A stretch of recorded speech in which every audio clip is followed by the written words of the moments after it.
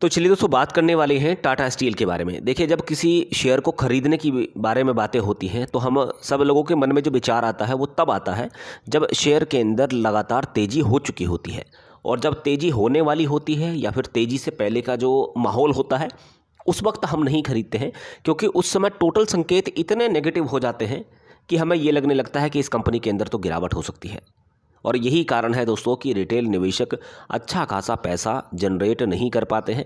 यहाँ पे हमें उन पहलुओं की जांच करनी पड़ेगी, उन चीज़ों को जानना पड़ेगा कि जिसकी वजह से जो कमजोरियां हैं हमारी, मतलब हमें ये पता होना चाहिए कि अब से ठीक 30 दिन के बाद में ये काम होने वाला है तो शेयर को खरीद कर रख लीजिएगा। अब से ठीक 90 दिन के अंदर अंदर ये बड़ा मेजर चेंजेस हमें इस कंपनी के अंदर देखने को मिल सकते हैं, तो शेयर के अंदर आप अभी से एसआईपी करना शुरू कर दीजिएगा। ये मत सोचिएगा कि स्टॉक ऊपर जाएगा या फिर नीचे जाएगा। तो अभी टाटा स्टील के अंदर कुछ ऐसी ही खबरें यहाँ पे निकल कर आ रही हैं, और नीलांचल इस्पात निगम लिमिटेड का जो प्लांट था उसके ऑपरेशंस स्टार्ट होने वाले हैं। और ये सारे के सारे जो ऑपरेशंस हैं ये अगले 90 दिनों में कंटिन्यू हो जाएंगे। तो इससे क्या होगा, इससे इस कंपनी के अंदर मजबूती देखने को मिलेगी। लेकिन 90 दिन कितने होते हैं पूरे, आप यहाँ पे कैलकुलेट कीजिएगा, पूरा 3 महीना बैठता है। तो 3 महीने के अंदर ये एक्टिविटी देखने को मिलेगी। और अगर 3 महीने में ये स्टॉक अभी आपको कहाँ पर दिखाई दे रहा है, स्टॉक ने नीचे लो बनाया 95 का, 95 रुपये से ये स्टॉक थोड़ा सा ऊपर भी आया है। तो 95 से ये स्टॉक धीरे धीरे करके अगर अगले 3 महीनों में किसी वजह से ये स्टॉक 120 पहुंच जाता है, तो 120 जब पहुंच जाएगा तब हम इसके अंदर खरीदारी करेंगे। फिर ये स्टॉक ऊपर नीचे के चार्ट पैटर्न दिखाता हुआ नजर आएगा। तो सही मायनों में एक सही समय इस कंपनी के अंदर आया है, और एक बड़ी हलचल टाटा स्टील के शेयर के अंदर अब आगे आने वाले दिनों के अंदर दिखने को मिलने वाली है। देखिए, अभी टाटा स्टील का शेयर 98 रुपये 30 पैसे के आसपास कारोबार कर रहा है। तो अभी काफ़ी सारे लोग यहाँ पे इसे इग्नोर करके चल रहे हैं, लेकिन जैसे कि मैंने आपको बताया कि जब ये प्राइस ऊपर चला जाएगा तब आप सोचेंगे। तो देखिए, कंपनी बुरी नहीं है। कंपनी के अंदर अभी फ़िलहाल में जो दिक्कतें चल रही हैं वो यूरोप की वजह से हैं, वो जो बाहर देशों के अंदर इस कंपनी के ऑपरेशंस चल रहे हैं उनकी वजह से है, क्योंकि बाहर इस समय ज़्यादा दिक्कतें हम लोग को दिखाई दे रही हैं। लेकिन देखिए, इतनी खपत है स्टील की, इंडिया के अंदर इतनी मांग है कि आप इस चीज़ को अंदाज़ा लगाइएगा कि अभी बुलेट ट्रेन का प्रोजेक्ट भी यहाँ पे अटका पड़ा है। दूसरा, अभी चाइना के अंदर इंफ्रा को लेकर कितने बड़े बदलाव हमें देखने को मिले हैं। तो पूरे दुनिया की नज़रें कहाँ पर हैं, वो इंडिया के ऊपर है। तो यहाँ तो वैसे भी स्टील के प्राइस आगे आने वाले दिनों के अंदर बढ़ सकते हैं, जिसकी वजह से ऐसी कंपनियों के अंदर आपको मजबूती देखने को मिलेगी। अभी अगर आप इस प्राइस को देखें तो पिछले 6 महीने में ये स्टॉक नीचे के लेवल से आपको रिकवर भी करता हुआ दिखाई दिया। अच्छे खासे लेवल आपको इस कंपनी के अंदर देखने को मिले। पिछले 5 साल की अगर बात करते हैं तो तब कुछ और चाल देखने को मिला करती थी, लेकिन अब सारी चीज़ें इस कंपनी के अंदर बदल चुकी हैं। अगर आप इस कंपनी का चार्ट पैटर्न देखेंगे तो काफ़ी सारे लोग ये कहते थे कि इस कंपनी के अंदर साइक्लिक बिहेवियर देखने को मिलता है। मतलब अगर बहुत तेज़ी होती है तो फिर तेज़ी होती चली जाती है, अगर गिरावट होती है तो फिर गिरावट होती चली जाती है। लेकिन अब अगर आप अपनी इकोनॉमी को देखेंगे तो यहाँ पे मेजर चेंजेस आपको देखने को मिल रहे हैं। तो स्टील कंपनियों के अंदर मेजर बूस्ट आपको आगे आने वाले दिनों के अंदर देखने को मिल सकता है। तो ये जो अभी स्टॉक स्प्लिट से पहले 1500 तक के लेवल आपको इस कंपनी के देखने को मिले थे, यानी कि अभी अगर आप इसके प्राइस के हिसाब से देखें तो 150 रुपये के आसपास ये स्टॉक चला गया था। तो अभी ये लेवल आपको नियर टर्म्स में भी देखने को मिल सकते हैं। कब तक देखने को मिलेंगे, तो देखिए अभी बजट आने वाला है। दूसरा, अभी Q2 का सेशन भी यहाँ पे स्टार्ट हो चुका है, तो काफ़ी सारी कंपनी अपने नतीजे यहाँ पे पेश कर रही हैं। तो Q2 के अंदर भी एक बड़ा एक्शन इस कंपनी के अंदर देखने को मिल सकता है। देखिए, इस कंपनी को पकड़ने के पीछे जो मेन मोटिव है वो है इस कंपनी का बढ़ता बिजनेस। तो अभी अगर आप देखें तो 63,430 करोड़ की सेल्स इस कंपनी ने Q1 के अंदर रिपोर्ट की थी। अब इस महीने के अंदर Q2 के रिजल्ट आने वाले हैं।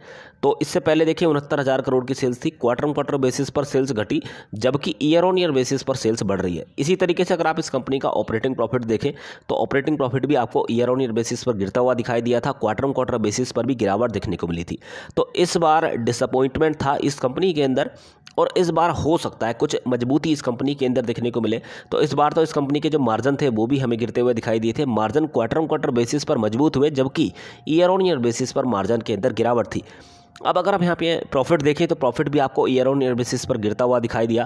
क्वार्टर ऑन क्वार्टर बेसिस पर भी मुनाफे के अंदर गिरावट देखने को मिली। सेम वही स्थिति आपको अर्निंग पर शेयर के अंदर दिखाई दे रही है। जबकि अगर आप इस कंपनी को ईयर ऑन ईयर बेसिस पर ट्रैक करते हैं तो 2,43,000 करोड़ की सेल्स इस कंपनी ने की मार्च 2022 के अंदर, और हर साल उठाकर देखिएगा लगातार आपको इक्का दुक्का साल अगर छोड़ दिया जाए तो लगातार आपको सेल्स के अंदर बढ़ोतरी देखने को मिलेगी।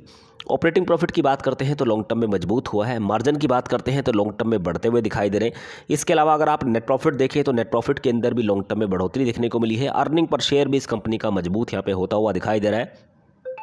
इसके अलावा अगर आप इस कंपनी की बैलेंस शीट देखें तो इस कंपनी के पास में जो शेयर कैपिटल है वो है 1221 करोड़ का, तो यहाँ से भी अच्छी स्थिति निकल कर आ रही है।